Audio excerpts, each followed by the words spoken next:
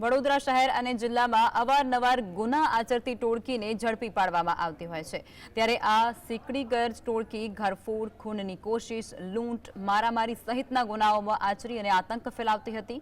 આ સિકડીગર ગેંગ વિરુદ્ધ ગુજસીટોક હેઠળ ગુનો દાખલ કરવામાં આવ્યો હતો। એક સાથે 17 જણા વિરુદ્ધ ગુજસીટોકની કલમો હેઠળ કાર્યવાહી કરવામાં આવી। ટોળકીના સાગીરાતોની ઘરફોડ, ચોરી, લૂંટ, હત્યાની કોશિશ અને રાયોટિંગ જેવા 263 જેટલા ગુનામાં સામેલ હોવાનું બહાર આવ્યું અને જેમાં સૌથી વધુ રાજવીરસિંહ સિકલીગર વિરુદ્ધ 64 ગુના નોંધાયેલા છે। ટોળકીએ છેલ્લા 10 વર્ષમાં 198 ગુના આચર્યા હોવાનું સામે આવ્યું।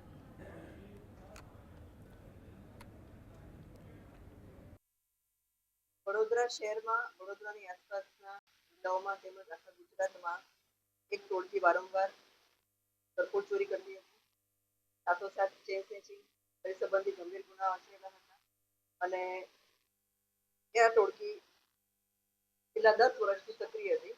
એમાં મુખ્ય સૂત્રધાર છે સુખિંદરસિંહ ઉર્ફે કબીરસિંહ સંતોષ, જે એક સિકલીગર ગેંગ નામનું સંગઠિત, અને આ જે 17 આરોપીઓ છે એમાંથી આરોપી જોગીરસિંહ ઉર્ફે કબીરસિંહ સંતોષસિંહ છે એની ઉપર 56 ગુના દાખલ થયેલા છે અને 4 વખત પાસાનો